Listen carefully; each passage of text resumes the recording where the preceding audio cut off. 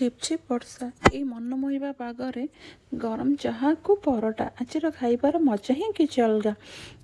ତ ମୋର ଆଜିର ଭିଡ଼ିଓଟି ଷ୍ଟାର୍ଟ ହେଉଛି ମୋର ବ୍ରେକଫାଷ୍ଟରୁ। ତ ଆଜି ଥିଲା ସଣ୍ଡେ, ଯେହେତୁ ସଣ୍ଡେ ଥିଲା ଘରକୁ ଆସିଲା ମଟନ୍, ହେଲେ ଆଜି ଟିକେ ମୋର ଇଚ୍ଛା ଥିଲା ଚିକେନ୍ ଖାଇବା ପାଇଁ। ଚିକେନ୍ କଷାକୁ ଅରୁଆ ଭାତଟେ ଖାଇଥାନ୍ତି, ହେଲେ ଛାଡ଼, ସେଥିପାଇଁ ଟିକେ ଗାଡ଼ୁ ଗାଡ଼ୁ ହେଉଥିଲି ମୋ ମନ ଦୁଃଖରେ। ଆଉ ଛାଡ଼, ଚଳେଇଦେବା ଆଉ। ମୋ ପୁଅ ଆକ୍ଚୁଆଲି ଖାଇକି ଚୁପଚାପ କ'ଣ ବହି ଧରିକି ବସି ପଡ଼ିଥିଲା, ତ ସେଥିପାଇଁ ଆମେ ହସୁଥିଲୁ। ତ ଆମର ଏଠି ମଟନ୍ ତରକାରୀ ରେଡ଼ି। ତ ଏଠି ଆମେ ହଜବେଣ୍ଡ, ମୁଁ ଖାଉଥିଲୁ, ବାବା ବି ସେଠି ଖାଉଥିଲେ, ସମସ୍ତେ ମିଶିକି ଖାଉଥିଲୁ। ମୁଁ ଏଠି ବାବାଙ୍କୁ ଟିକେ ଚିଡ଼ଉଥିଲି କି ବାବା ସାଧା ଦିନ ତ ଭାତ ଛାଡ଼ିଛ, ଆଜି କ'ଣ ଥାଳି ପୁରା ଚଟା ଚଟି। ଆମ ବାପା ଝିଅ ଆକ୍ଚୁଆଲି ଏମିତି ମଜା ଥଟ୍ଟା କରୁ। ତ ଖାଇସାରିଲା ପରେ ସବୁ ଡେଞ୍ଜର କାମ ହେଉଛି ବାସନ ଧୋଇବା, ଖାସ୍ କରି ଆମିଷ ବାସନ ଧୋଇବା।